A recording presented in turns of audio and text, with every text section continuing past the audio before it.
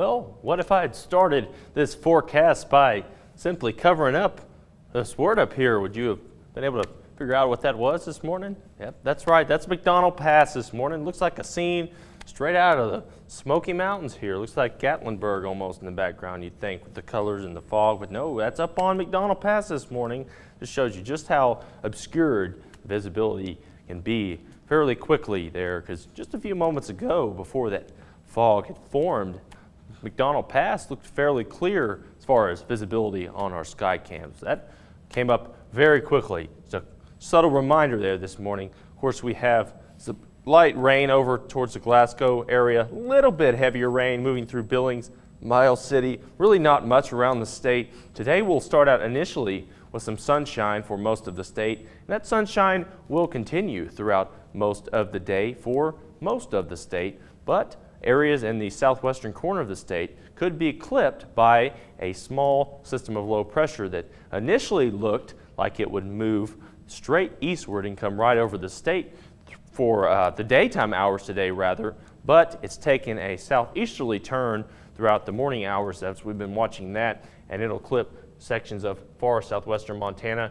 And because of that, we do have a winter weather advisory in effect, and also because of a chance of some winter precipitation tomorrow.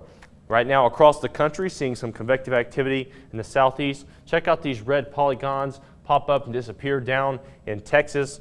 Last night, the National Weather Service tornado Twitter account was going off and off and off, and just a quick look down there, and anybody would be able to see why those tornado warnings were issued. Had some serious storms down in the southeast last night, especially through Texas. That'll move eastward today. But here in Montana, we are seeing that system of low pressure that I was referencing moments ago had made landfall, if you will, off the eastern or the western side of the country, moving over the Oregon coast this morning, moving over towards Montana. But like I mentioned, that low pressure will take a southeasterly turn and just clip the southwestern portions of the state.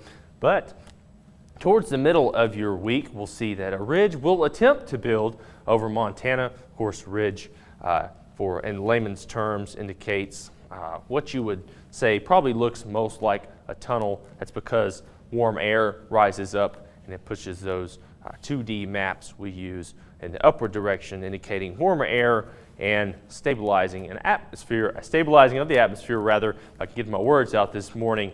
But that won't stick around long, as we'll see a trough begin to dig later on into your week.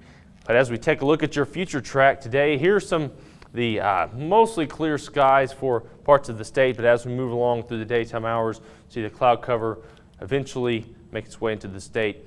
And here's some of those showers being clipped by that system that's going to pass just to the southwest of the state. But into tomorrow, here comes the reason for that winter weather advisory, that purple shade that you saw there on your watches and warnings map. Some snow, some rain, a mix down to the southwest corner of the state, begins to move up towards areas like Bozeman, Livingston, West Yellowstone. And you'll notice the snow initially in the southern portions of the state, but as it begins to move more towards central areas like Helena Great Falls, Lewistown, Roundup, going to be more rain than anything. As we quickly move through your future track for the remainder of the week, we'll see that precipitation begins to move off to the east.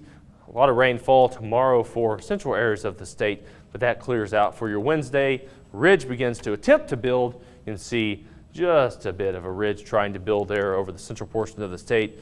But beginning around Thursday afternoon, Thursday around midday will be about the peak of that ridge. Temperatures could get up close to 80 in places. Could be the warmest day of the year for some, but you can see by end of day Thursday, things begin to change.